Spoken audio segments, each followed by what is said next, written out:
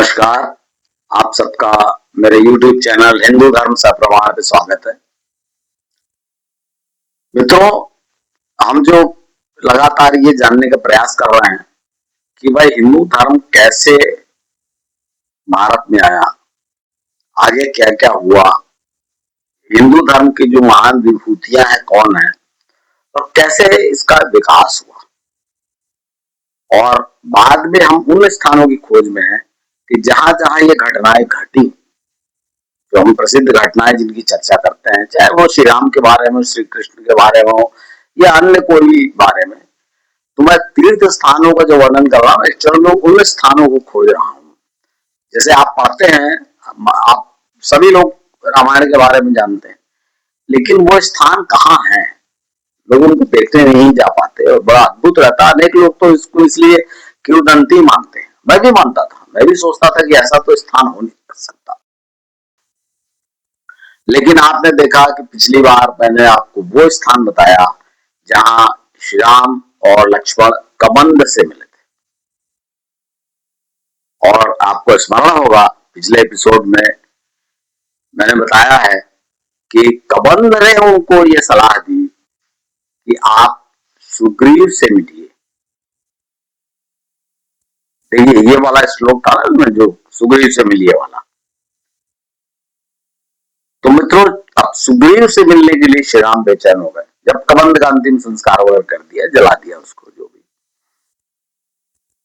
तो आज के एपिसोड में मैं उस महत्वपूर्ण स्थान की चर्चा करूंगा कि जो रामायण काल में से कुछ बहुत ही महत्वपूर्ण स्थान है ना, जैसे अयोध्या महत्वपूर्ण था जहाँ श्री राम का जन्म हुआ, उसके बाद बहुत महत्वपूर्ण था बक्सर जहां पर ताड़का वध हुआ, वामन आश्रम है।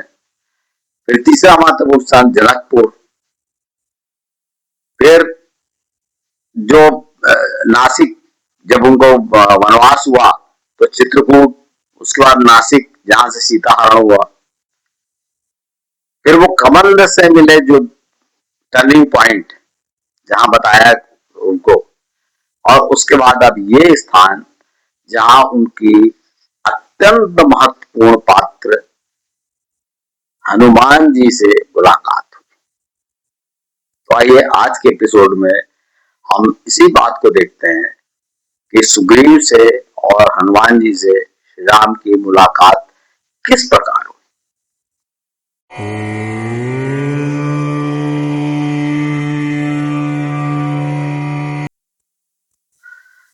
मित्रों, जब कबंध वध के पश्चात श्री राम कर्नाटक में, जो वर्तमान कर्नाटक राज्य है, उससे आगे बढ़े, जो आपको बताया था ना कर्णीगुड़ा जो स्थान है, उसके बाद जब आगे बढ़े तो उनको उसने बता दिया था कि भाई वो कहीं किष्किंधा के आसपास रहता है, मलय पर्वत के आसपास। तो निश्चित रूप से इसमें लिखा नहीं है, लेकिन किसी स्थान को आपका भाई कोई स्थान को ये सब नोटिस बोर्ड तो लगा नहीं रहता था आज के जैसे। तो वन में उस स्थान को कैसे ढूंढा जाए, तो उसकी बड़ी पहचान थी मलय पर्वत, जहां सुगंधित वायु, और आपको ये बात अच्छे से पता है कि कर्नाटक में मलय पर्वत मतलब उस आसपास मलय वन जो था, चंदन वन, जिसके कारण वायु सुगंधित रहती थी, उसको खोजते हुए लोग गए, श्री राम और लक्ष्मण जी। तो इस प्रकार से वो वहां उस स्थान पर पहुंचे जहां उनकी मुलाकात शबरी से हुई। अब ये तो आप लोग रामचरितमानस और सब उसके हिसाब से कि शबरी बोलती है कि मैं आपका इंतजार कर रही थी और मेरे गुरु ने, मतंग ऋषि ने बताया था कि आप आने वाले। ये तो देखिए, ऐसा आपको बता चुका हूं कि चूंकि चमत्कार बताना है और घटनाओं के हजारों साल बाद लिखा गया है, सबको पता क्या क्या हुआ, इसलिए ऐसे सब होता है, वैसे किसी को कुछ नहीं पता था। हाँ, उस समय जो अतिथि सत्कार की परंपरा थी भारतवर्ष में, आज भी है, पर उसमें बहुत ज्यादा थी। अतिथि को देवता माना जाता था, अतिथि देवो भाव कहा जाता था। तो शबरी ने उनको स्वागत सत्कार किया। अब वो जूठे बेर खिलाए और वो तो ठीक है, कोई बात नहीं, पर हाँ, यहाँ पर मैं आपको एक बात बता देना चाहता हूँ, जो आपको जो शिवरी नारायण जो छत्तीसगढ़ का जब बताया था, कि जो छत्तीसगढ़ के लोग मानते हैं कि शिवरी नारायण, इसीलिए उसका नाम भी शिवरी नारायण है, कि भाई वहां झूठे बेर खिलाए थे। तो मैं आपको बताऊं कि ये वो स्थान ये है जहाँ जहाँ जूठे बेर वाली घटना, जूठे बेर का तो वाल्मीकि रामायण वर्णन नहीं है, जो जंगली फल उसके सामने, उनके सामने रखे तो वो निश्चित रूप से बेर वगैरह होंगे। लेकिन मैं सिर्फ ये बताना चाहता हूँ वो घटना यहाँ घटी, क्योंकि देखिए उसके उसका क्या है, उसकी सच्चाई क्या है, कि भाई शबरी से मिलने की घटना श्री राम की थी सीता हरण के पश्चात। और जब शिवरी नारायण जो छत्तीसगढ़ का है, वहां जब तक तो सीता जी साथ में थी, शूर्पणखा खरदूषण वाली घटना घटी ना, तो वहां तो सीता जी साथ में थी। तो इसलिए ये जो स्थान है, और यहाँ पर बाकी और भी चीजें, मतलब शबरी गुफा है जहाँ शबरी रहती थी, और बतंग ऋषि यहाँ रहते थे इस क्षेत्र में, और पंपा सरोवर है जहाँ वो कहती हैं कि मतंग ऋषि इसमें स्नान किया करते थे, तो श्री राम लक्ष्मण ने भी उसमें स्नान किया पंपा सरोवर में। तो ये सब स्थान जो है ना, जहाँ मतलब इसको आप स्मरण रखिए कि जब शबरी ने बेर खिलाया वहां पंपा सरोवर, तो वो तो छत्तीसगढ़ में है नहीं, वो तो इस स्थान पर है।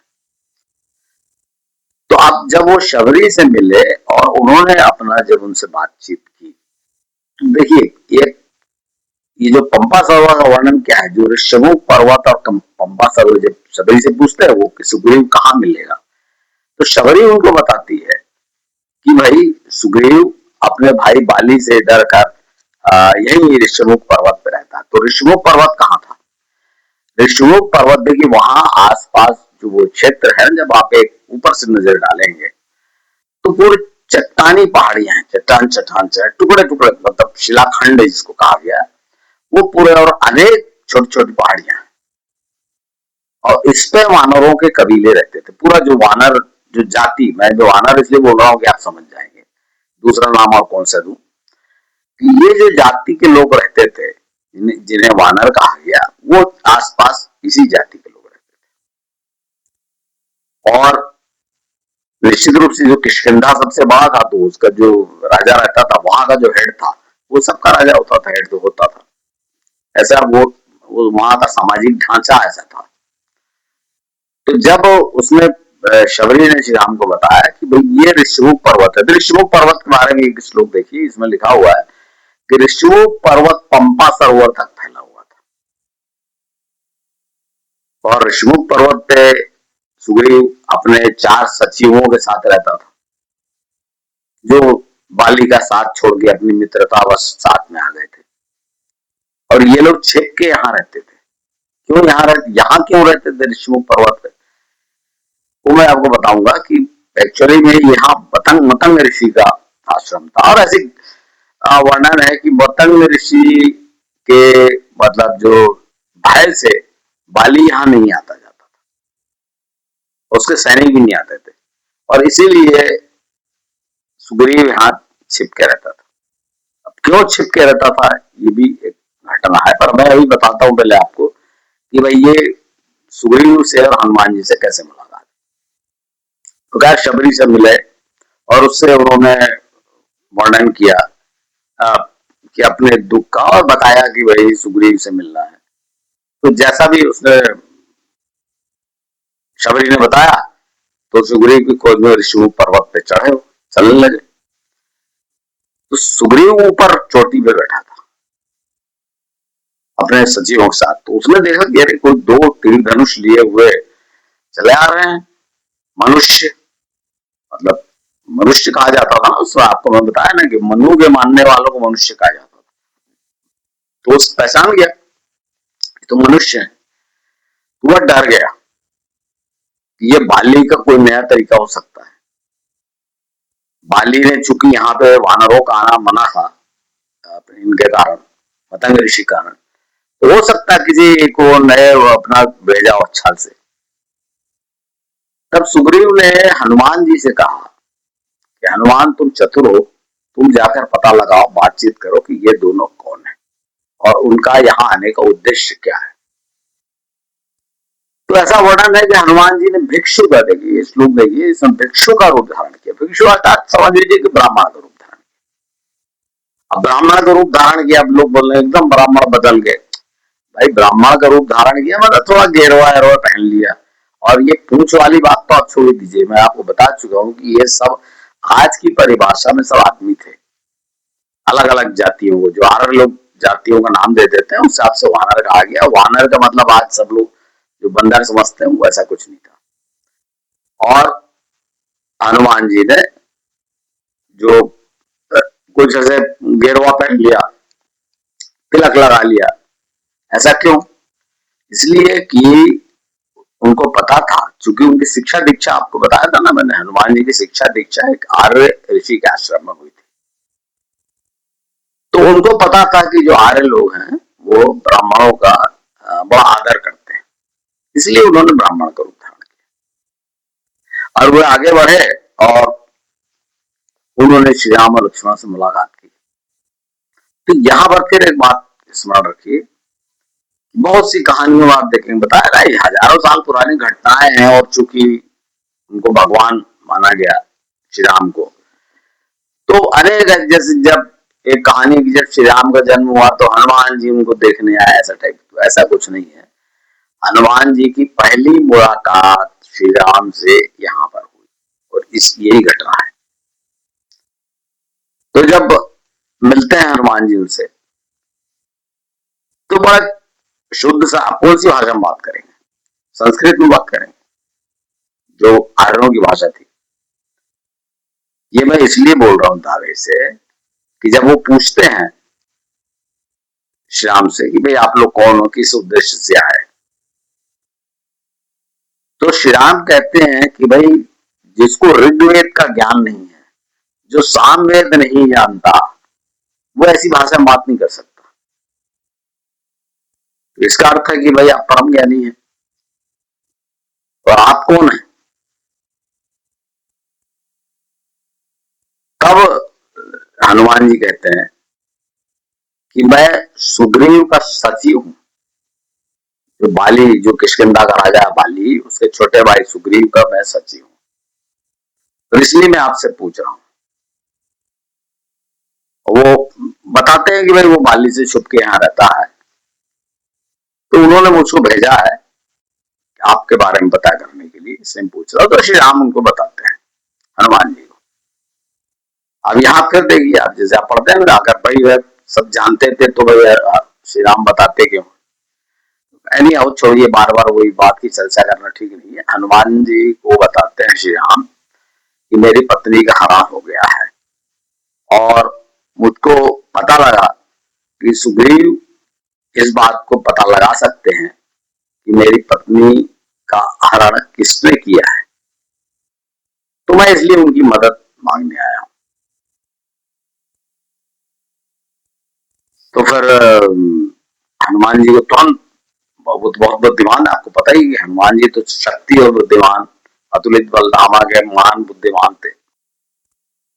तो हनुमान जी तुरंत समझ जाते हैं कि भाई श्री राम को आवश्यकता है सुग्रीव की,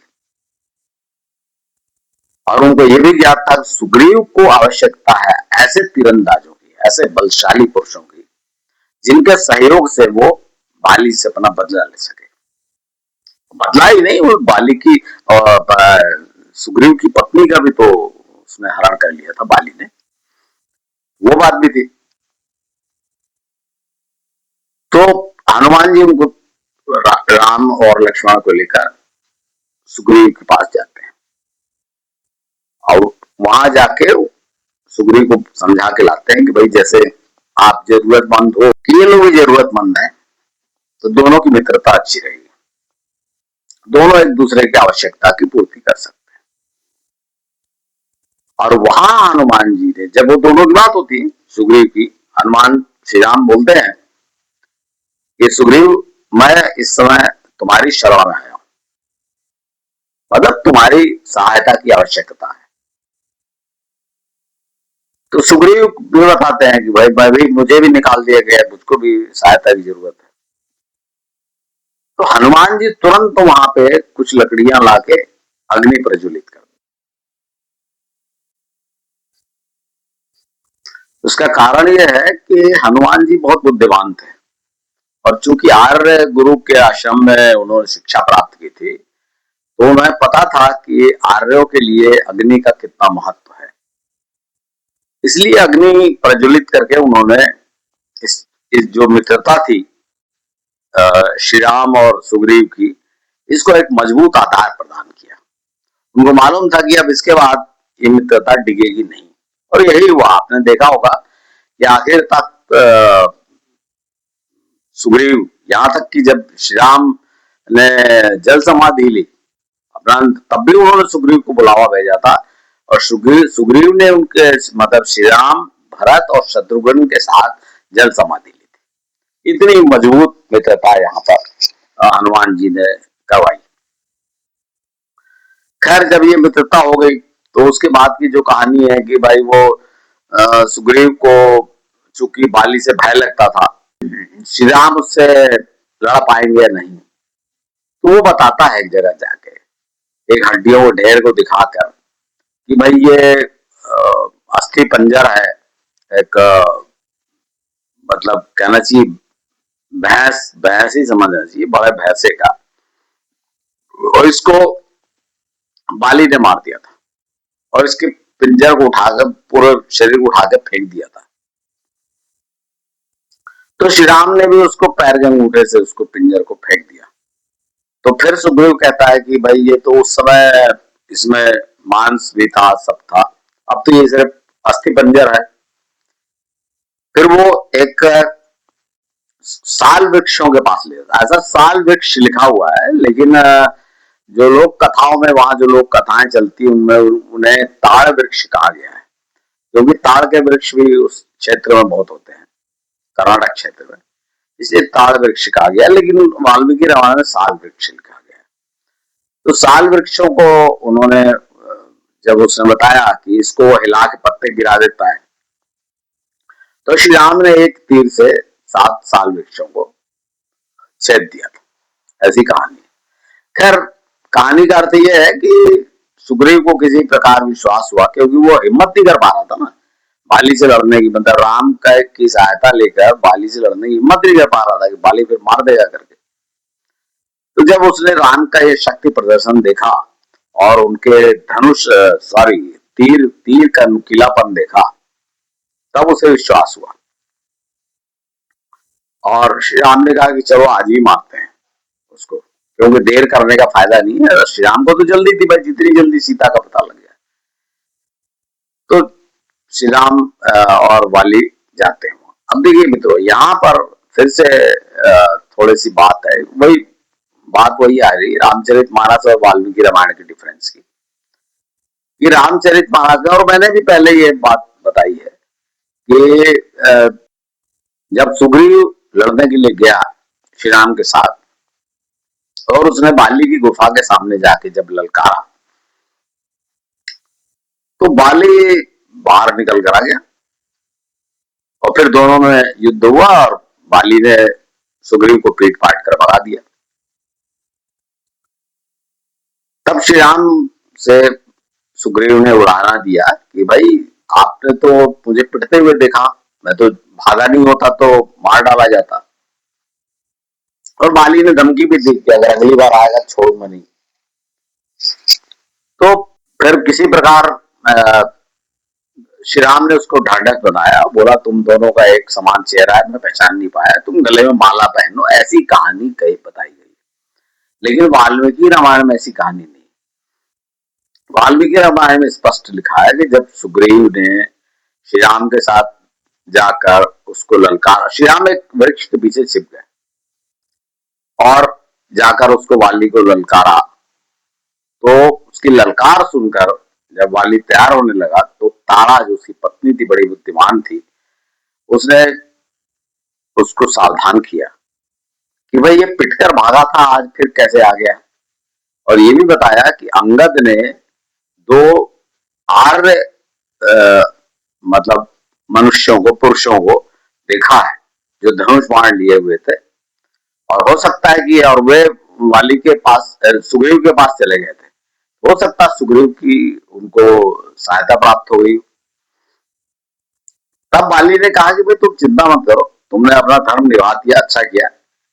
लेकिन वो तो द्वंद्व युद्ध के ललकार रहा है ना उसको, तो मेरा तो उससे मतलब युद्ध होना है, तो श्री राम से क्या लेना देना। और फिर श्री राम से मेरा कोई मतलब झगड़ा भी नहीं है कि वो मुझको मेरे विरुद्ध रहेंगे।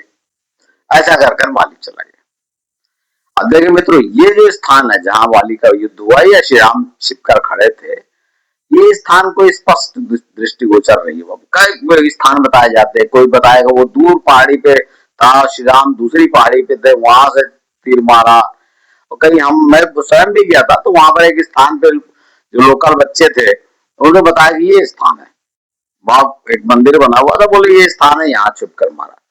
तो वो कोई बड़ा स्पष्ट ऐसा नहीं बताया जा सकता। बस आप इतना समझिए कि वाली गुफा जो है, किष्किंधा जो पहाड़ी है, किष्किंधा पहाड़ी पर जो वाली गुफा है, उसके पास ही वो बाहर गुफा से निकल के बाहर गया होगा। तो देखिए ये जो स्थान है, जो मतलब ऋषिमुख पर्वत पर जो स्थान है, वहां सुग्रीव गुफा है। और किष्किंधा पर्वत जो है, देखिए पर्वत कहने से आपके सामने एक ऐसा आएगा कि एक पर्वत, ऐसा नहीं है। एक समूह रहता है, उसमें छोटी छोटी छोटी छोटी पहाड़ियां रहती हैं, पथरीला एरिया है वो। तो ऋषिमुख पर्वत, किष्किंधा पर्वत ऐसा कहा गया। किष्किंधा जरूर सबसे बड़ा, अ, सबसे बड़ी पहाड़ी थी और सपाट, और सबके बीच में थी, तो वहीं के राजा को राजा माना जाता था। तो बाली जब निकल कर आया तो श्री राम ने उसको, जब वो देखे कि सूर्य कमजोर पड़ रहा है, तो उन्होंने निशाना लगाकर उसको मार दिया, बाली को। लेकिन यहाँ क्या हुआ कि अनेक लोग इस बात पे, कई लोगों को मैंने देखा, यूट्यूब में भी है, और अनेक लोग ये प्रश्न करते हैं कि श्री राम भगवान थे तो छिप कर क्यों मारा। तो इसका जो वर्णन है, जब ये वाल्मीकि रामायण में भी ये प्रश्न उठता है कि जब बाली मरते मरते पूछता है कि भाई मेरा तो आपसे कोई विवाद ही नहीं था, तो आपने क्यों मुझे छिपकर मारा। तो श्री राम स्पष्ट उत्तर देते हैं कि मेरा तुमसे कोई विवाद नहीं था, लेकिन सुग्रीव से मेरी मित्रता हो चुकी है, और मित्र का शत्रु जो है मेरा भी शत्रु है। बहुत सिंपल सी बात है।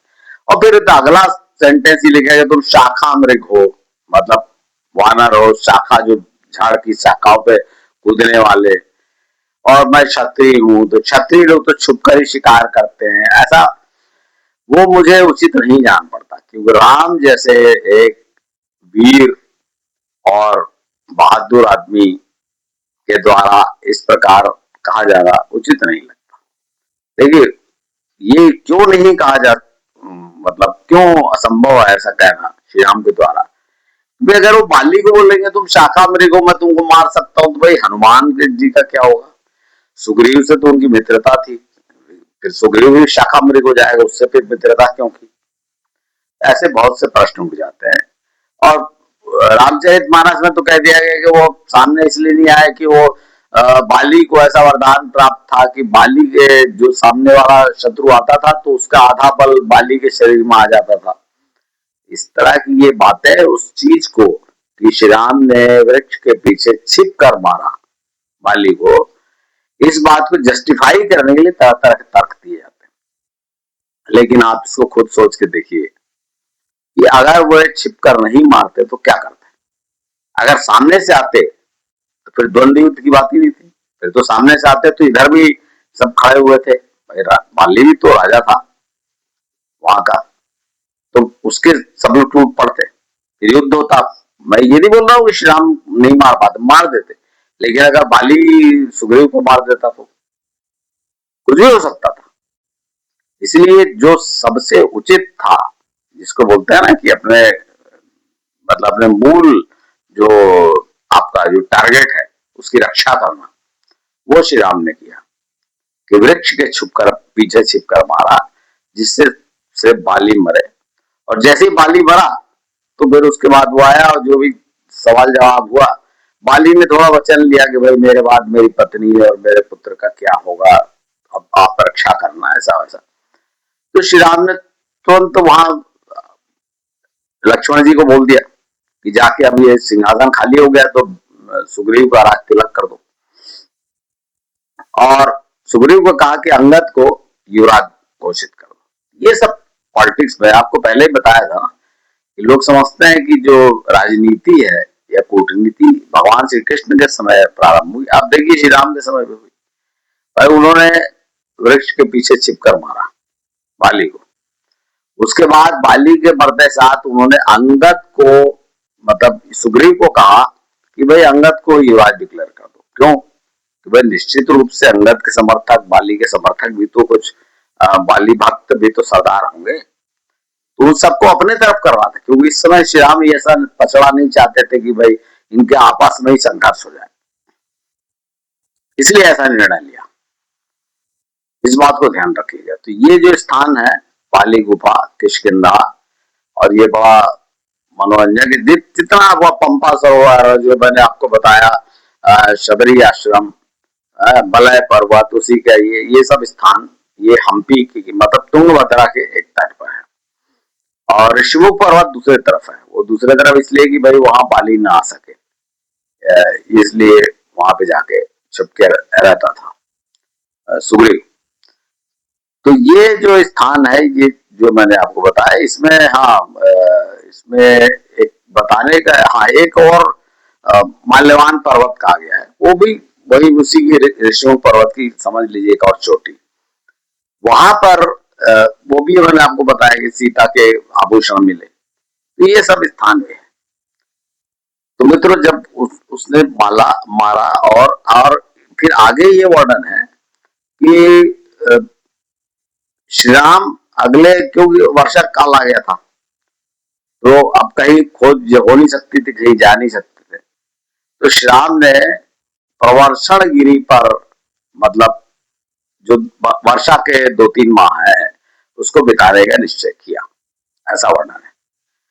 तो मैं आपको इस बारे में आपको अगले एपिसोड बताऊंगा, क्योंकि वर्षा ऋतु के समय जो प्रवर्षण गिरी है, भाई देखिए देखने से ऐसा लगेगा, और कई एपिसोड्स में ऐसा बताया गया है कि भाई यह पास में था, हम्पी से 4 किलोमीटर दूर पर। अब मैं आपको इसके बारे में थोड़ा सा विस्तार से जानकारी दूंगा अगले एपिसोड में। तो आशा है मित्रों आपको ये एपिसोड पसंद आया होगा, और मेरा अनुरोध है कि इस एपिसोड को ज्यादा से ज्यादा अपने मित्रों और परिचितों में शेयर करें, जिससे लोग ज्यादा से ज्यादा इन स्थानों के बारे में जान सके। धन्यवाद।